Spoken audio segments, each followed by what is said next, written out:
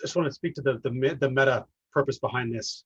Yeah. Is that we were having guys with goals that just were wishy-washy and generic and sort of detached from anything else. Like, oh, I want to do 30 push-ups a day for the next quarter. There was a lack of meaning and a lack of connection to the rest of their lives. So what we were working on was developing a way to bring this all together in a way that's actually motivating and a way that's requiring them to grow as a man in order to achieve the goal, and aiming that growth in a direction that is most meaningful for the man at the time. So the archetypes come in because they're kind of like north, east, south, and west for a guy. Going through the book, King, Warrior, Magician, Lover, and looking at where a man's shadow is most in need of being addressed, guides him in the general direction of his growth. So if he's lacking completion, the king would be an area to focus on. If he's lacking vitality, that's warrior. If he's lacking mastery, that's magician. If he's lacking connection, that's lover. So a man is able to tell, with the help of the squad, which general area of his life needs improvement.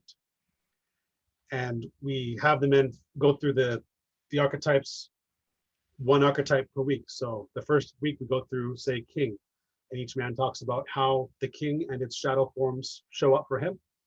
Then the same for the warrior, the magician, the lover, in each of the following weeks. And after that first meeting with the king, the men will be sent away to think about which code most relates to their growth as a king, which code most relates to their growth as a warrior. And then the week after that, which code most relates to their growth as a magician, which code most relates to their growth as a lover. So after these 4 weeks have gone by, each archetype has 1 week where all the men are working on it. And then that 5th week, guys come back and look at all the different archetypes and each of the codes that's connected to their growth. There's 2 weeks where the squad and the men as individuals and as a group are really grilling each other to help bring a direction into focus for the quarter. Typically, a man is either honing his strengths or he's working to resolve a significant weakness that is holding him back. So we're not expecting guys to turn their weaknesses into strengths, but what we're doing is challenging men to improve in an area if that area is significantly holding him back. So that's how we gauge whether a goal and archetype and code are worthy of being the one that's chosen to work on, is that it'll require significant growth in him as a man, either sharpening his skills where they're strong or addressing a weakness that is holding him back. Mm-hmm. I think one thing to add to that is, it's captured here as well too, the importance of other men challenging the person with regard to the area of growth. There's definitely blind spots that man is not really, I mean, typically the shadow work comes in here, but we have men challenge the person, well, like, I think you need to work on this more based off of what they know about the man. And that's going to be powerful as well too. So that's the other thing I want to just quickly add here. Exactly. Many men get focused on whatever they're already doing. So say a guy who's professionally quite skilled, he's keenly aware of his failures within his chosen calling, the skills he doesn't quite have yet. But zooming out, looking at the larger picture of the man himself, more focused on his career is not exactly where his biggest growth is. He's worried about the 2% to get him from 98 to 100 in his career skill, but he's floundering when it comes to his health and his vitality. Like warriors screaming to be worked on, but he's not even noticing it because he's already so focused on his professional success. So that's where the squad comes in to challenge the guys to make sure they're actually addressing their most glaring spot for improvement. Yep.